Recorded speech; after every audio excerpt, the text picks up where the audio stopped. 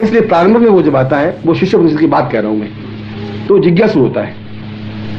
उसमें जिज्ञासा होती है कि गुरु क्या होता है, शिष्य क्या होता है, ये गुरु हैं भी कि नहीं है, ये गुरु मेरा कैसा कल्याण कर सकेंगे।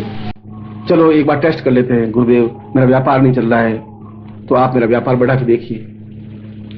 तो गुरु ऐसा नहीं, कर्म फूटे तेरे, मैं तो व्यापार नहीं बढ़ाऊंगा, ऐसा तो कह नहीं सकता। ऐसा कैसे कहेगा?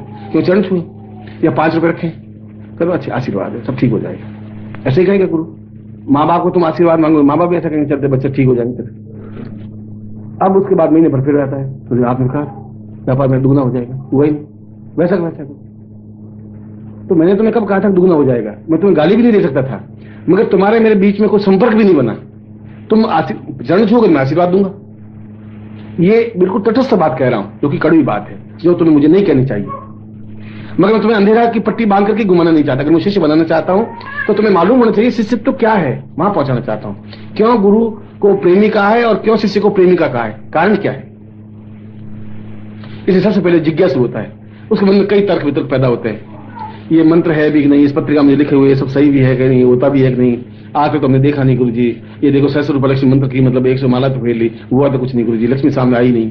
उसके तो ये जो माला फेरी कंप्लीट हुई, वो हीरो के हार भर करके थाल लेकर के आवे, चाहे बच्चे क्या कर रहा है, तू माला मत फेर, बंद मत कर, बस ये ले रहे, खत्म कर खेल, मुझे दुख मत दे। वो तो ऐसा सोच रही लक्ष्मी, ऐसी लक्ष्मी आती नहीं। तब उसका संदेह और बढ़ जाता है कि मंत्र गलत है। मंत्र कोई गलत नहीं है, ना देवता गलत है, तुम्हारी जिज्ञासा है और जिज्ञासा क्लियर नहीं हुई है। अभी तक तुम प्रारंभिक स्टेज में हो, इसलिए तुम शिष्य कह रहे हो, मगर वो प्रारंभिक स्टेज है तुम्हारी। तुम्हारे मन में तर्क वितर्क है। जिज्ञासा के बाद में दूसरा शब्द, अगली स्टेज जब आती है, जब उसकी जिज्ञासाएं बढ़ती हैं, तब तो गुरु के पास आता है, तो गुरु उसको समझाने की कोशिश करता है, मगर उसको समझ में आती नहीं, क्योंकि उसका तो एक ध्येय है कि मेरे जीवन में ये सब घटनाएं घटनी चाहिए। उसका ध्येय कुछ नहीं, लक्ष्मी साधना करने का नहीं है। उसका ये भी ध्येय नहीं कि गुरु जी मेरे हृदय में बैठे, ऐसा कुछ ध्यान नहीं है। उसका तो एक ही है कि मतलब मैंने ये मंत्र जाप करूं तो मेरा ऐसा हो जाना चाहिए, जो मंत्र जाप पूरा किया तब ऐसा हो जाना चाहिए, जो लक्ष्मी साधना की, लक्ष्मी मेरे घर में आ जाना चाहिए, स्वास्थ्य की साधना की, मेरी तबीयत बिल्कुल एकदम जवान 25 साल का हो जाना चाहिए, और कोई ऐसा ताबीज पहनना और पति पत्नी की लड़ाई झगड़ी खत्म हो जाना चाहिए, मैं गालियां भरी दूं, पत्नी बेचारे हाथ जोड़ के खड़ी रहे, ऐसा होना चाहिए।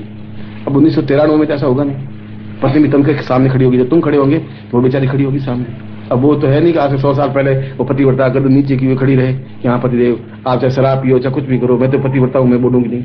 अब वो जमाना नहीं रहा। हकीकत ये है, प्रैक्टिकल चीज ये है। इसलिए दूसरी स्थिति जब आदमी बनती है, तब उसमें चैतन्य भाव बनता है। चैतन्य भाव, वो जिज्ञासा धीरे धीरे समाप्त होती है उसकी। बार बार रगड़ खाता है गुरु की, बार बार उसके संपर्क में आता है, तब उसके भाव में एक चैतन्यता आती है कि ये सब चीजें गौण हैं, इसके अलावा भी कुछ चीज है जो मुझे प्राप्त करनी चाहिए। ये तो वैसी हुई कि मैं समुद्र के किनारे जाऊं और कंकर पत्थर लेकर के खड़ा हो जाऊं। तुम क्या ज्यादा से ज्यादा 20-25 हजार रुपए प्राप्त कर लोगे? अगर मान लो गुरु बहुत खुश हो जाएगा, कोई ऐसी साधना अपनी तपस्या का अंश दे देगा, तो 25-50 हजार ले लेगा तुमसे, दे देगा तुम्हें, या तुम्हारे घर के कलह मिटा देगा। जब ऐसे ही हो तो कंकर पत्थर चुन करके तुम इकट्ठे हो गए।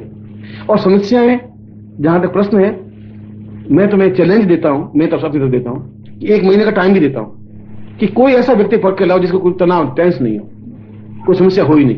बिना समस्या का कोई आदमी ले आओ तो मैं तो तुम्हें भी भगवान की तरह पूजूंगा, उसको भी पूजूंगा, सही नहीं?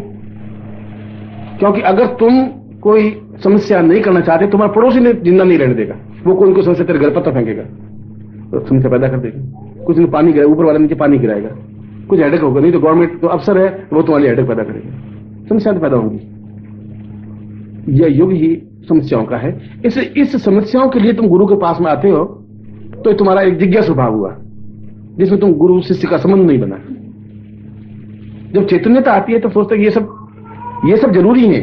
मैं नहीं कहूंगा आप इनको छोड़ दीजिए।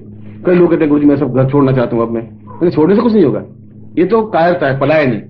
तो उसमें जूझो खड़े हो ग्रस्त में, मैं उसके बावजूद भी अपनी थैली हीरे मोतियों से भरो, और वह है कि तुम्हारे हृदय में गुरु कैसे स्थापित हो, तुम कैसे उस भगवती जगदम्बा के दर्शन साक्षात कर सको।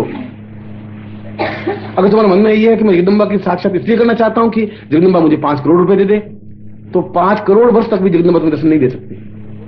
तुम साधना क्या भली कितनी साधना करो, जब तुम निस्वार्थ भाव से कुछ कार्य करोगे तब कुछ प्राप्त हो पाएगा। तुम्हारा स्वार्थ रहित चिंतन होना चाहिए इस फील्ड में। स्वार्थ अपनी जगह है, रोटी अपनी जगह है, कपड़ा अपनी जगह है, रोटी की जगह तुम कपड़ा नहीं खा सकते, कपड़े की जगह रोटी नहीं पहन सकते। इसलिए अपने गृहस्थ की समस्या अपनी जगह है, इन साधनाओं में बढ़ने की स्थिति एक अपने आप में अलग है। दोनों को आप मिक्स मत करिए, दोनों अलग अलग चीजें हैं। वह भी जीवन में जरूरी है और ये भी जीवन में जरूरी है। और तुम कहो कि गुरुजी ये जब समस्या मिटेंगी नहीं, जब समस्या मिट जाएंगी तो मैं साधना कर लूंगा। तो मैं तुम्हें कहा कि तुम तो महीना भर क्या 5 साल दे देता हूं तुम्हें, कोई बिना समस्याओं का आदमी लिया ना मेरे पास। समस्या तो रहेंगी। पहले समस्या ये रहेगी शादी नहीं हो रही है, शादी नहीं हो रही है। शादी हो जाएगी तो पत्नी खुश नहीं है, पत्नी खुश नहीं है। पत्नी खुश होगी तो माँ कहेगी कि मेरा पोता होना चाहिए, पोता होना चाहिए। पोता हो जाएगा तो पोता बीमार हो गया, बीमार हो गया। अब बता, समस्या तुम खुद पैदा की। अब गुरुजी मतलब ये समस्या पहले 1 से 4 हो गई गुरुजी। तो ये सब मैं तो तुम्हें दी नहीं समस्याएं, तुमने पैदा की। अब वो लड़का बड़ा हो गया तो अब उसकी शादी की चिंता, शादी हो गई तो लड़की अच्छी नहीं मिली, फिर दहेज की चिंता। ये मतलब ये लड़का मेरा BA पास करवाया, ये तो साला 500 रुपए दे रहा है, इससे क्या होगा। समस्या तुम खुद पैदा कर रहे हो, मैंने तो तुम्हें समस्या दी नहीं है। उन समस्याओं को पैदा करके मेरे पास तुम आ जाते हो कि गुरुजी अब मैं क्या करूं, मैं क्या कर सकता हूँ तुम्हारा। गुरुजी मैं लड़का नहीं हो रहा है, आप कुछ करिए। तो मैं कैसे कर सकता हूँ, तुम खुद करो अपने लड़के के लिए। मैं तुम्हें क्या के लिए, मैं ये काम भी मेरा तो है नहीं कि गुरुजी मेरे लड़के के लिए अब आप भी प्रयत्न करिए। ऐसी स्थिति मत करिए। उन दोनों को अब समझिए, जिज्ञासु भाव से आगे बढ़िए कि ये एक मेरा जीवन की समस्या एक तथ्य है, इनको भी मुझे मिटाना है, मगर मुझे उस रास्ते पर बढ़ना है जहां जीवन की उन्नति का रास्ता है, जहां कुंडलिनी जागरण का रास्ता है, जहां सहस्रार जागरण का रास्ता है, जहां भगवती जगदम्बा के दर्शन का रास्ता है, जहां गुरु को अपने अंदर स्थापित करने का रास्ता है, जहां अपने आप में मोक्ष प्राप्ति की स्थिति का रास्ता है, जहां सिद्धार्थ समझाने का रास्ता है। दोनों अलग अलग बात है। उसके साथ साथ इस रास्ते पर भी तुम्हें बढ़ना चाहिए। इस रास्ते पर बढ़ने के लिए तुम्हें 3 स्थितियां आएगी।